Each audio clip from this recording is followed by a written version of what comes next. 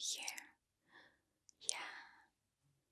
He's already had my dino nuggets and he seems to be doing better. Oh, how did I convince him?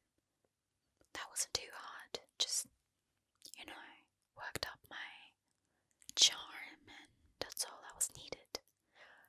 Oh, you're not gonna go tell Eric the dino nuggets are made of rabbits, are you? Well, first of all, because it's not. Well, good boy. You want some? Oh, no. Well, okay. I promise I'll make you mac and cheese next time, okay? I promise. Now why don't you come in? Okay, how are we doing, boys? Are we full, boys? You're sleepy? You're getting sleepy? Well, are we ready to have some story time? Yeah, let's finish our story. Yeah, head upstairs. I'll see you there.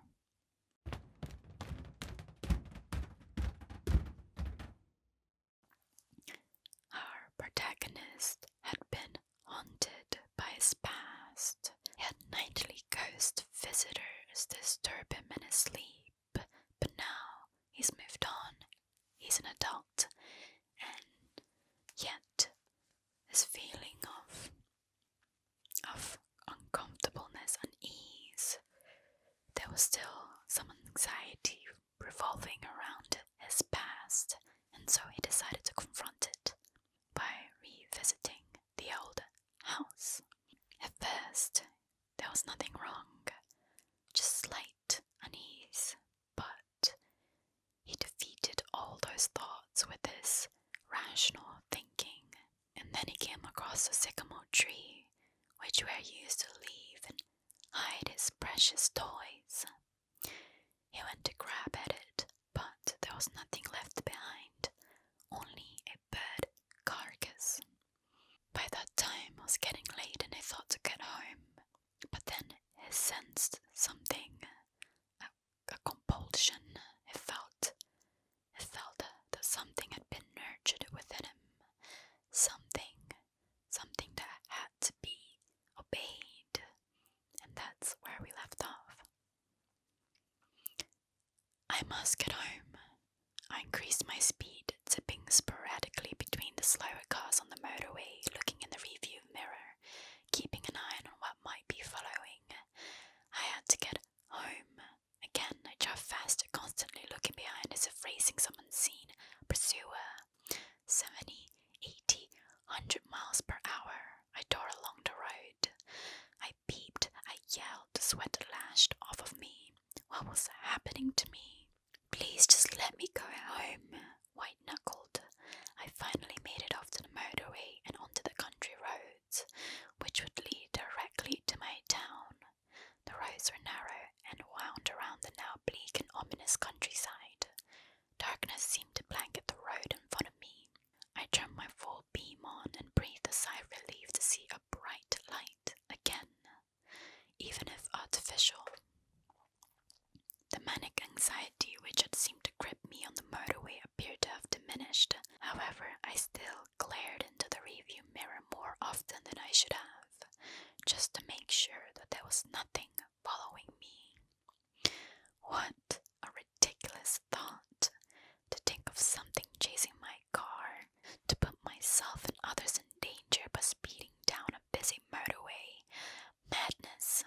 Still, madness or not, I had felt compelled to get away as quickly as possible, and even though I had managed to collect my nerves, the loneliness of the road I was fueled on my yearning for my own town, my own street, my own bed. Nervously, I traversed the web-like winding roads which seared through the countryside, feeling relieved at the sight of a lump post of civilization and of boundaries of my own town. I pulled up outside of my house, switching the engine off, and sat for a moment in silence. I had to stop all these nonsense, things coming out of walls, watchers smothering me at night, looking into someone's window like a prowler. All of this was lunacy. Tomorrow I was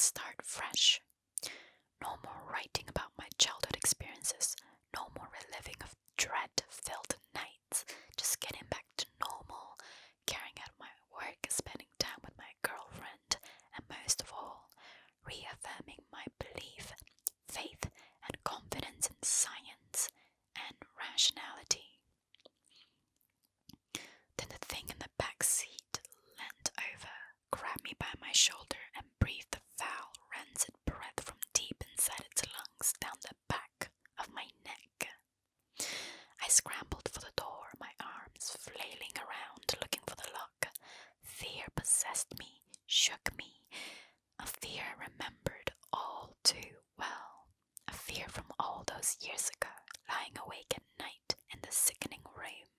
The inside of the car had grown much colder, but that was nothing compared to the icy fingers burrowing into my shoulder. I honestly thought I was going to die, that this thing would finally get its way after all this time. The door handle popped in my panicked grip, and I fell out of the driver's seat onto the pavement. For the briefest of moments, I thought I caught a glimpse of something in the back seat. Vague, the form of an old man, yet twisted and distorted, grinning from ear to ear.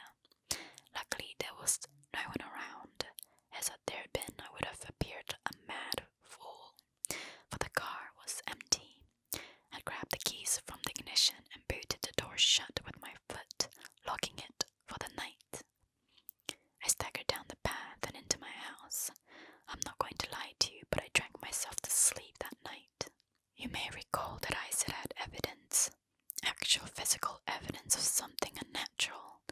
You might be wondering what the evidence is. Well, I could say that it was the marks on my shoulder that made me shudder with fear.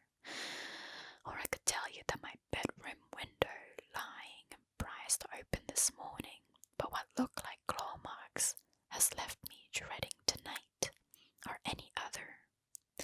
But no, none of that scared me as much as what I saw today upon waking.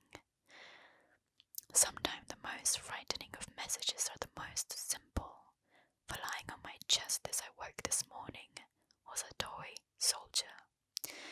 The soldier I'd hidden in that hollow all those years ago returned to me as an adult, bitten in half. Part 4. Something wicked this way comes. Last night was the most heart-wrenching and frightening of my life, so much so that I can barely bring myself to contemplate it. By now I will have submitted what occurred during my visit to the cursed place I once call home, a visit which heralded the return of my childhood fears. No matter what foul thing befell me then, nothing could have prepared me for last night. After waking up to the chilling sight of the toy soldier bitten in half, I found that the window to my bedroom was slightly ajar. On closer inspection, it looked entirely as if the window had been prized open from the outside. The latches were bent back, out of position as if subjected to an unrestricted and bound brute force. From the outside looking in, I could see 3 indentations where the unwelcome housebreaker had used some kind of tool to leverage the window unnaturally away from its latch. What was peculiar about those markings was that they seemed to cut across the outside of the window frame like an old, uneven razor. Unlike a crowbar or other implement, which would have merely left the dent where it had been used as a wedge to force the window open. Nothing had been stolen, and I attempted to rationalize the markings on the window as human-made and not claw-like, as they appeared to be. The toy soldier returned to me so violently I could not explain. My heart sank at the very thought of it. I knew it was a message, but it seemed to be more of a twisted joke, announcing the arrival of my childhood predator rather than something to be puzzled over or interpreted. I spent the morning checking each room of my house and its contents. Nothing was missing. I could only hope that whatever that fiend had been in the backseat of my car that previous night, that it had only wished to frighten me one last time and then be on its way. Perhaps its reach would be weakened so far from my childhood bedroom. It is all too easy for any sane person to persuade themselves that a dramatic event is something more benign, but in this instance, I could not. That broken toy was not a mere joke, but a promise. A promise that it would return for what I did not wish to know. My thoughts naturally tumbled inwards and back to those terrifying nights I had as a child. I was now used to the apprehension of bedtime, the longing for the day, and the anxiety of night. Like an old and relentless enemy, my fear grew throughout the day, festering inside of me, leading to a strange and ominous thoughts about the consequences of unwittingly bringing that thing home. Do not misunderstand me. My fear was not simply for my own safety. As a child, I believed that my nightly visitor was transfixed and consumed by wanting me, but I did not feel that my loved ones were in any danger. This, however, had changed. I did worry. This time I did feel nothing but fear for my loved ones because, you see, I do not live alone. My girlfriend and I moved in together over 2 years ago.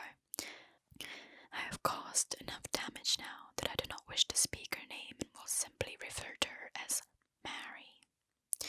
Mary and I had a happy existence, and in fact, we were very much in love.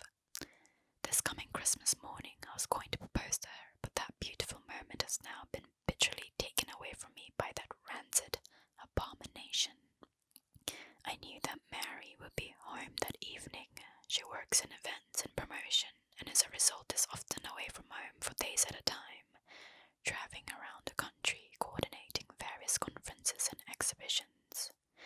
I do not complain about this, as she and I both knew that I am a solitary character and that the odds few days of solitude normally do me good, allowing me to dive headlong into my writing, absorbing each and every word undisturbed.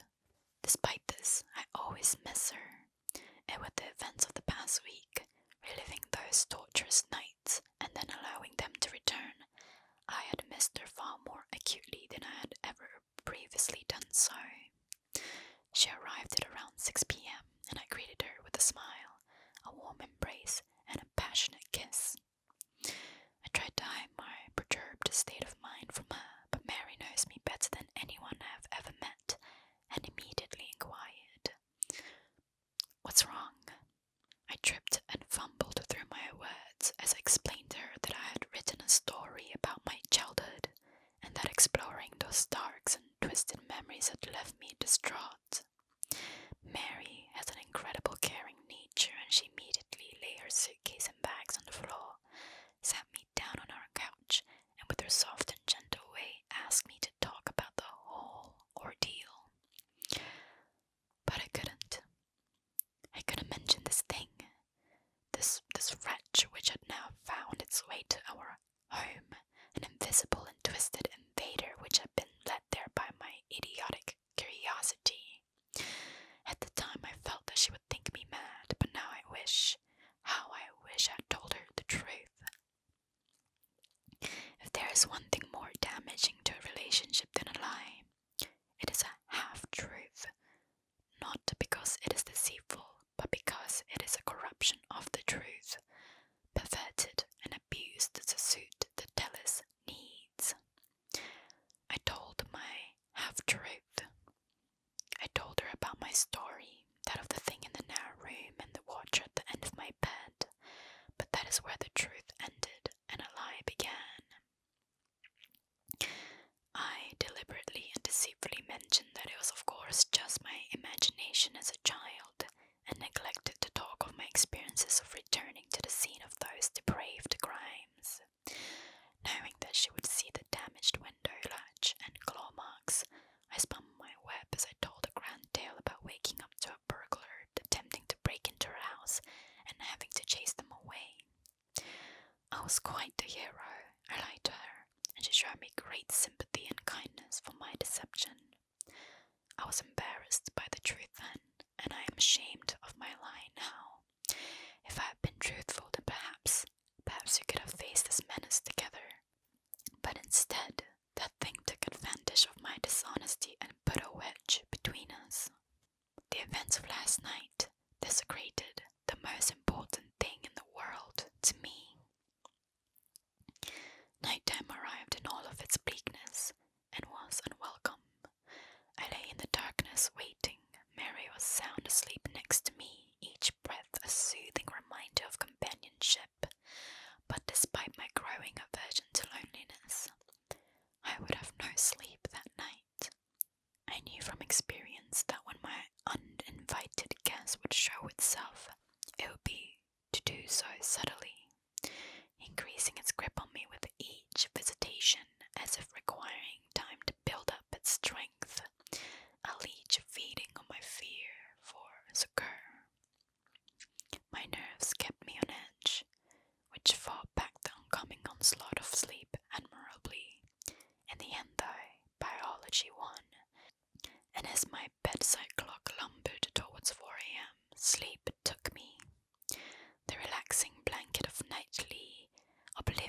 anxiety washed away, my worries and distant memory, sinking deeper into the soft mattress below and finally into a long sought for rest.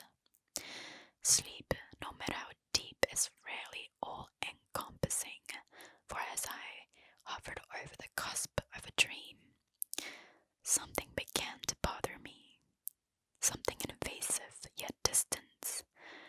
I slowly opened my eyes and allowed them to adjust to the darkness. Mary lay soundly asleep, and I calmed myself by listening to her breathing in the night. Inhale was followed by exhale, again and again, rhythmically, hypnotically. I began to drift towards sleep once more. But no, there was something else distinct yet undefinable.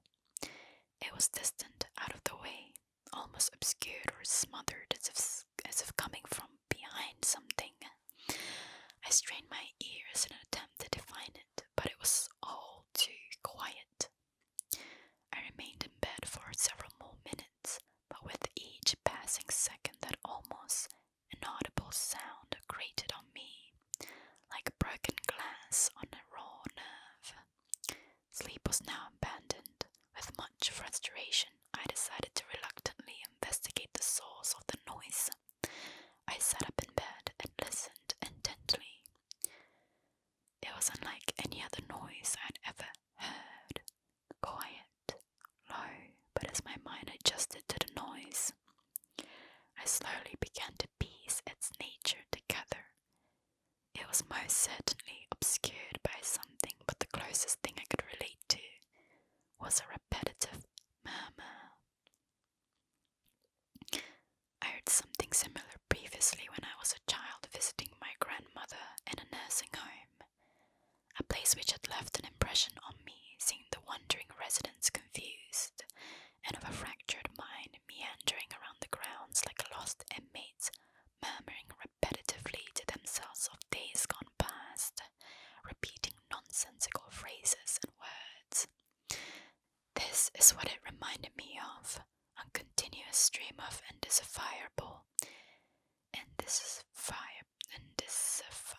I can't pronounce. Decipherable.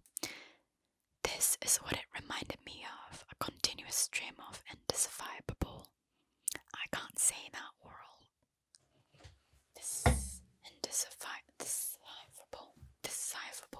Decipherable. This is what it reminded me of, a continuous stream of indecipherable words uttered by someone in the throes of confusion. I turned to check on Mary, watching her chest rise and fall with each breath. Assured that she was undisturbed, I left the bed. As I stood up, I recognized immediately that the murmuring was louder. While dark, I had left the light on in the hall as I always do, which crept under the door and allowed me to view the room in a dim but visible way. I looked around to see if anything was out of place, but the room appeared as expected. My mind ambled back to that night as a child in the second room, when noises could be heard from some unseen yet ever-present menace. I took a step forward, and as I did, saw the noise once again grew in volume. While I was still at a loss in deciphering the words, I could now hear the character of the voice. It was old, scratched by age, with a harsh, guttural undertone to it. The words were being repeated at a frantic pace and seemed anxious yet muffled by some unknown barrier. I was frightened, but I drew strength from Mary being in the room, and with a deep breath, filled with trepidation, I took another slow and silent step forward, my bare feet cushioned by the cold floor below. Again, the voice became louder. I wasn't sure if I was imagining it, but I could have sworn that it had become more agitated as I drew closer. The next step I took shook me to my very core, for that murmuring, garbled voice grew louder still. Amongst the rambling, gravelled sound of it, I heard a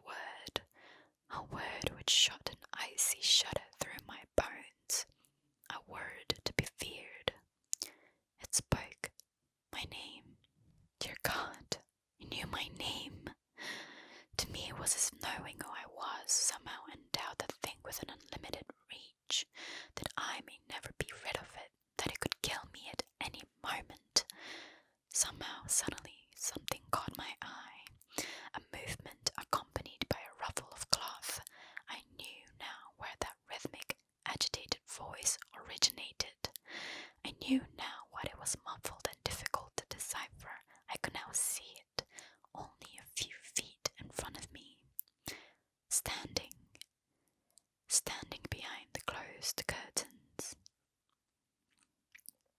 The moon was in its ascendancy outside, and while its glimmer could not entirely penetrate the thick cloth, it could barely and faintly outline the thing watching between my window and the curtains.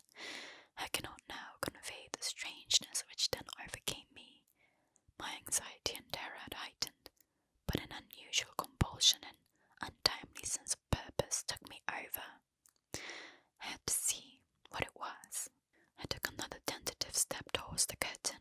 They swayed slightly as if caught by a breeze, but I could not tell whether the movement had been caused by myself or the hand of that thing hiding behind a shroud of cloth. I was now close enough to hear its laboured breathing, the displacement of fluid at the back of its throat, palpable with each inhalation. This was it. To be continued. Wow, what a great story, don't you think? I'm sorry to keep leaving you there on a cliffhanger, boys, but I can't help it. I feel like at any moment the story is a cliffhanger. It's so good. I love myself good horror stories. Oh, yeah, you better make sure to check behind all the curtains from now on. You never know, might be someone standing right behind it. Oh, don't cry, Eric. I'm kidding. Your friend Eric is he's kinda the scary cat, isn't he? What was that? Oh, no, nothing, Eric, nothing. Anyhow, you wanna go to bed? Yeah, it's okay. Oh, come on, Eric. You'll be fine. You'll be sleeping with me. You know what, I'll let you know. There are things even scarier than ghosts. And you know what that is? It's me. Yeah, it's me. So you have nothing to worry about. Okay? Come on, let's go to sleep, yeah?